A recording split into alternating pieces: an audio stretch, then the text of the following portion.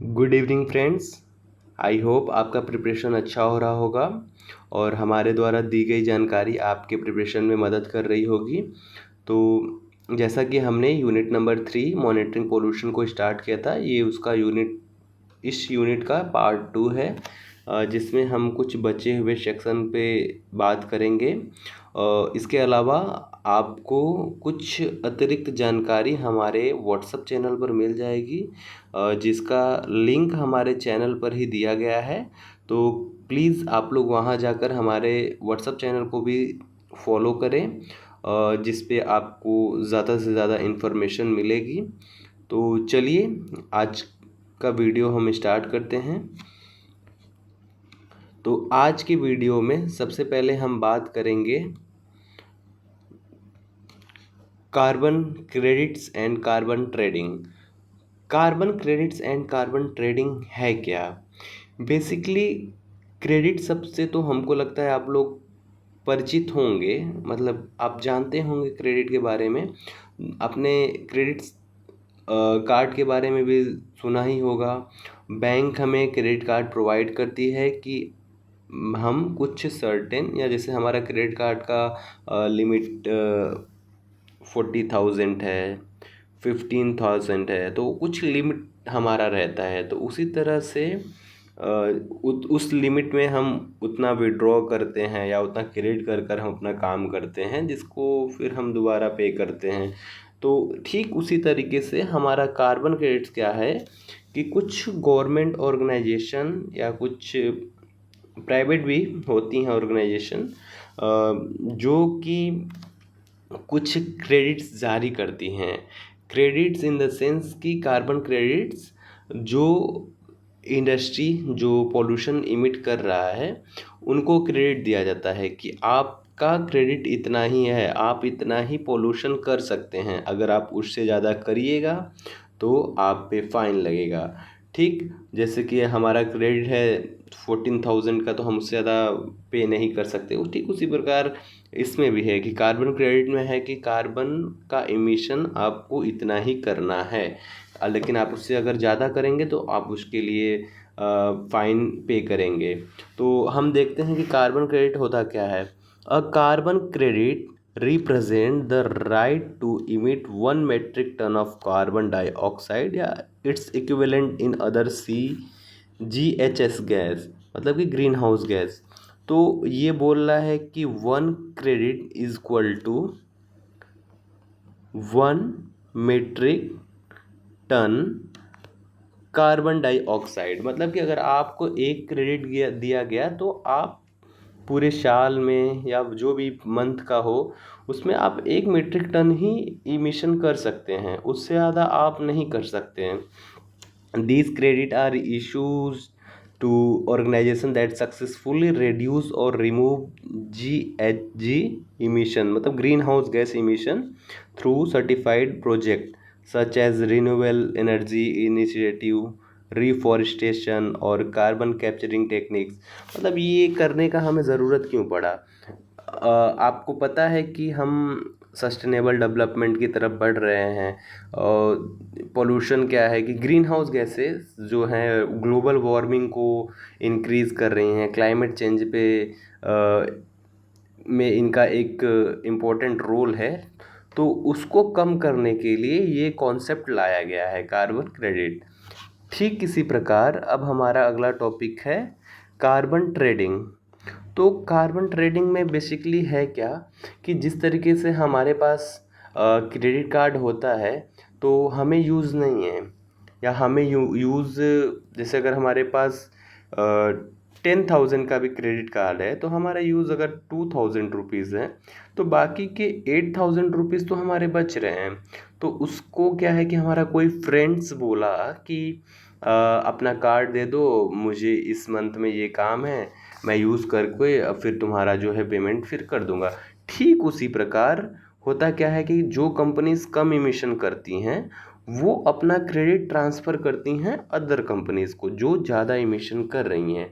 तो इससे क्या है कि फ़ायदा कंपनी को ये है कि वो अपना क्रेडिट दिखाकर इमिशन तो अपना कर लिया, लेकिन गवर्नमेंट क्या है कि जो क्रेडिट जारी किया है उससे अबव नहीं होता, उससे बिलो ही रह जाता है। इससे कंपनी का भी फ़ायदा है, गवर्नमेंट का भी फ़ायदा है।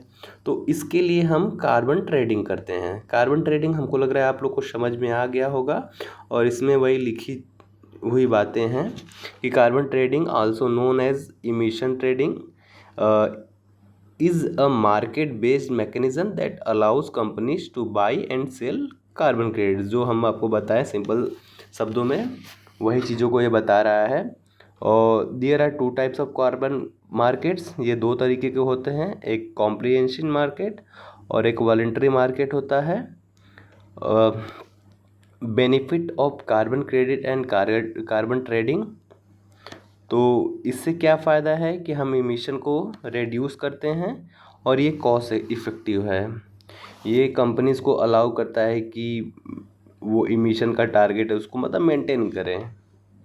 तो ये बेसिकली ध्यान रखना है कि आपको डिफरेंट पता रहना चाहिए कि कार्बन क्रेडिट क्या है, कार्बन ट्रेडिंग क्या है। मुझे लग रहा है ये इजी टॉपिक है, आप लोग समझ गए होंगे।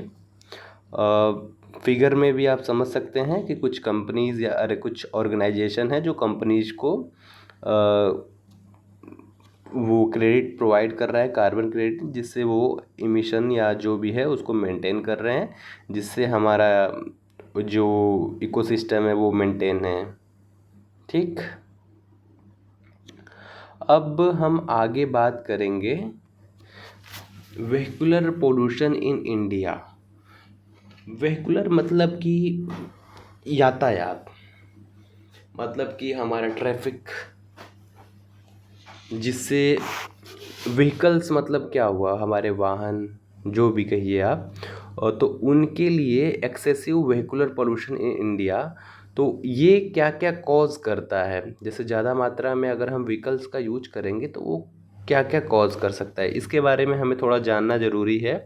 तो सबसे पहले हम बात करेंगे काजेज़ ऑफ वेहिकुलर पोल्यूशन, मतलब किन किन कारणों से वेहिकुलर पोल्यूशन हो रहा है। तो सबसे मेजर कॉज है इसका रैपिड अर्बनाइजेशन, मतलब कि जो अर्बनाइजेशन है वो तेज़ी से हो रहा है।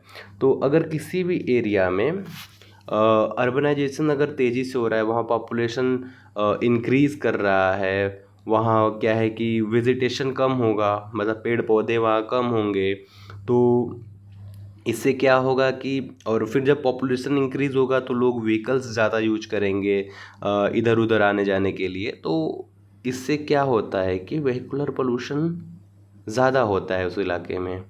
और उसके बाद आउटडेटेड व्हीकल्स टेक्नोलॉजी, जैसे जैसे आपको पता है कि हम दिन पे दिन जो टेक्नोलॉजी अडेप्ट कर रहे हैं वो क्या होता है कि थोड़ा इको फ्रेंडली होता है।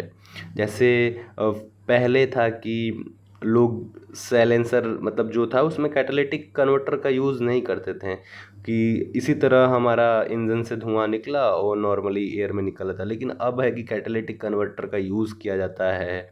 और उसके बाद हो गया कि अब तो ईवी व्हीकल्स भी आ गए हैं, इलेक्ट्रिक व्हीकल्स, जो पॉल्यूशन तो नहीं कर रहे लेकिन इसका लॉन्ग टर्म में हार्मफुल इफ़ेक्ट दिखेगा। अभी तो चीज़ें हैं कि इजी इजी लग रहा है, लेकिन जब इतने सारी बैटरीज यूज़ होंगी, फिर अगर उनका प्रॉपर रिसाइकल नहीं हुआ तो वो फिर हमारे इन्वायरमेंट को पोल्यूटेड ही किया करेगा। फिर उसके बाद है फ्यूल क्वालिटी। फ्यूल क्वालिटी में भी टाइम टाइम पे चेंजेस लाया जाता है। आप लोग सुने होंगे इस टाइम इथेनॉल का यूज़ किया जा रहा है पेट्रोल के साथ। ये जो BS6 बाइक्स आ रही हैं उसमें इथेनॉल भी यूज़ किया जा रहा है, मतलब उसके फ्यूल के लिए।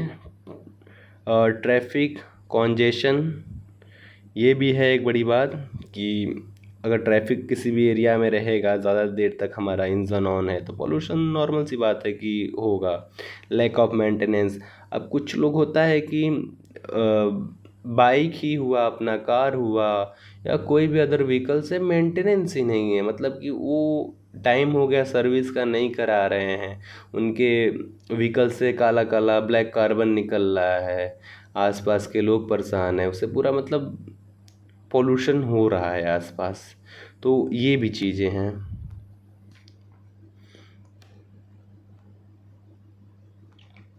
अब हम आगे बात करेंगे steps taken to regulated pollution. तो क्या क्या चीज़ें हैं, क्या क्या स्टेप जो लिए गए हैं पॉल्यूशन को कम करने के लिए, ठीक। तो पॉल्यूशन इमिशन स्टैंडर्ड सबसे पहले है कि अगर आप किसी चीज़ को कम करना है तो कुछ रूल रेगुलेशन या स्टैंडर्ड आपको सेट करना ही पड़ेगा कि हम उस एरिया में ये चीज़ है, ये चीज़ इम्प्लीमेंट कर रहे हैं, आपको इस दायरे में ही रहकर काम करना है। तो खैर इंडिया जैसे देश में ये चीज़ फॉलो तो बहुत अच्छे से नहीं होता है, लेकिन मेट्रो सिटी मतलब जहाँ हाईली डेंसिटी पॉपुलेशन है, डेंस पॉपुलेशन है, वहाँ ये सब चीज़ें फॉलो करना ज़रूरी है। तो उसके लिए हमारा क्या है कि भारत स्टेज इमिशन नॉर्म्स हम फॉलो करते हैं, इसको हम लोग BS बोलते हैं, भारत स्टेज। तो इसमें हम BS1 से लेकर BS6 तक नॉर्म्स मतलब बना चुके हैं, जो हमारे व्हीकलर पोल्यूशन को स्टॉप या कम करने के लिए काम करता है। उसके बाद CNG प्रोग्राम, इसके बारे में आप लोग हमको लगता है कि अगर थोड़ा सा भी अपडेटेड होंगे, न्यूज़ देखते होंगे तो CNG के बारे में भी जानते होंगे। CNG का फुल फॉर्म है कंप्रेस्ड नेचुरल गैस। ये आप लोग के क्वेश्चन में आ सकता है इसका फुल फॉर्म। तो ये भी है, इसे गवर्नमेंट प्रमोट कर रही है। और उसके बाद इंस्पेक्शन एंड मेंटेनेंस प्रोग्राम ये भी है। कभी कभी आप देखते होंगे कि चौराहों पर या रोड पर ट्रैफिक पुलिस द्वारा ये सब किया जाता है, व्हीकल्स को रोक कर उनके साइलेंसर में एक नोब से चेक किया जाता है कि ये जो हमारा स्टैंडर्ड है उसको फॉलो कर रहा है कि नहीं इनका व्हीकल्स, उसके लिए नहीं तो अगर वो नहीं फॉलो कर रहा है तो उस हिसाब से फ़ाइन की जाती है। फिर उसके बाद फेजिंग आउट ओल्ड व्हीकल्स, तो जो आउटडेटेड व्हीकल्स है उनको हटाना। प्रमोटिंग द पब्लिक ट्रांसपोर्ट, इसके बारे में आपको डिटेल में पढ़ना है। पब्लिक ट्रांसपोर्ट का यूज़ करना हमारे लिए भी फ़ायदेमंद है और इन्वायरमेंट के लिए भी तो फ़ायदेमंद है ही है। इससे क्या है कि हमारे पैसे बचेंगे, हम उन पैसों का कहीं और यूज़ करेंगे। और उसके बाद अगर हम पब्लिक ट्रांसपोर्ट का यूज कर रहे हैं तो नॉर्मल सी बात है कि हम कम इमिशन या कम पोल्यूशन करेंगे। तो ये चीज़ें हैं। जैसा कि मैं कैटालिटिक कन्वर्टर के बारे में बात कर रहा था, ये मॉडर्न टेक्नोलॉजी है। पहले तो आप जनरेटर का नाम अगर सुना होगा तो उसमें देखेंगे आप कि जो धुआं है, जो प्लूम है, वो नॉर्मली इसी तरह निकलता है, उसमें कोई कन्वर्टर नहीं लगा लेता। लेकिन अब आप आज के ज़माने के कार में देखेंगे तो ये कैटालिटिक कन्वर्टर का यूज़ किया जाता है। आप नीचे गाड़ी के मतलब जो साइलेंसर साइड में देखेंगे तो ये ऐसा स्ट्रक्चर आपको देखने को मिलेगा। बेसिकली इसमें होता क्या है कि जो इंजन से गैस निकलता है वो इस कन्वर्टर में जाएगा। इसमें हमारा कुछ कॉस्टली एलिमेंट यूज किया जाता है, जैसे कि इसमें प्लेटिनम, पैलेडियम और रोडियम यूज किया जाता है, जो कि हार्मफुल गैस को लेस हार्मफुल, ये नहीं कि ख़त्म कर देगा, थोड़ा लेस हार्मफुल। जैसे कि कार्बन मोनोऑक्साइड हमारा इंजन इमिट किया तो उसको CO2 में ट्रांसफ़र कर देगा। और अगर नॉक्स निकला तो नाइट्रोजन गैस में। अगर मतलब अदर भी हार्मफुल गैस है तो उनको लेस हार्मफुल, कुछ को वाटर वेपर में कन्वर्ट कर देता है। तो इसके लिए हम कैटालिटिक कन्वर्टर का यूज़ करते हैं। अब इसके बाद हम बात करेंगे, हाँ, इसके बारे में हमें पब्लिक ट्रांसपोर्ट के बारे में हमें थोड़ा सा ब्रीफली पढ़ना है, इससे फ़ायदा क्या क्या है।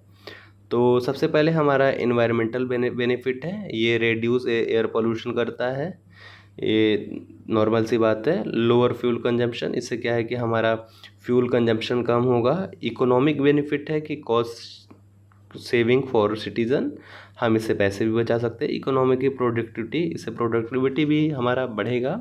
जो चीज़ें हम फ्यूल को ख़रीदने में या अन्य चीज़ों में जो इससे जुड़ी हैं उससे हटाकर हम कहीं और प्रोडक्टिव या कुछ और काम में हम यूज कर सकते हैं। सोशल बेनिफिट है कि इक्वलिटी एंड एक्सेसिबिलिटी। अब चीज़ें क्या है कि अगर लोग पब्लिक ट्रांसपोर्ट पे एकदम डिपेंड करेंगे तो गवर्नमेंट या प्राइवेट भी है कि हर जगह बसें आपको मिलेंगी हर जगह। तो इससे क्या है कि आपका एक्सेसिबिलिटी मतलब हर एक जगह आप मोबिलिटी आराम से कर सकते हैं।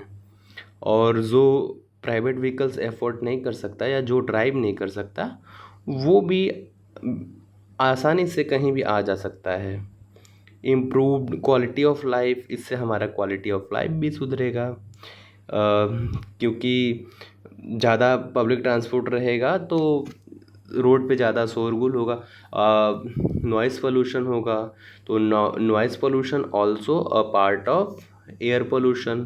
तो नॉइज़ पोल्यूशन की चीज़ें क्या है कि उसके हार्मफुल हमें डायरेक्ट नहीं दिखते हैं लेकिन वो इरिटेट करता है, उससे हमें हार्ट रिलेटेड डिजीज़ होते हैं। और नॉइज़ पोल्यूशन से हमारा सुनने का शक्ति कम तो होता ही है लेकिन उसके अलावा भी बहुत सी चीज़ें हैं जो नॉइज़ पोल्यूशन के कारण होता है। तो ये क्या है कि अगर हम पब्लिक ट्रांसपोर्ट का यूज करेंगे तो वो हमारे क्वालिटी ऑफ लाइफ को इम्प्रूव करेगा। तो आगे का है chapter number 2, monitoring the atmospheric technique. तो इसके बारे में हम नेक्स्ट वीडियो में बात करेंगे। आई होप आज का वीडियो आपको समझ में आया होगा, छोटा सा लेकिन कुछ इम्पोर्टेंट टॉपिक्स थे। तो आप अपने तैयारी को अच्छे से करते रहिए। आप हमारे चैनल को सब्सक्राइब करें तथा वीडियो अगर पसंद आए तो प्लीज़ शेयर करें। Thank you.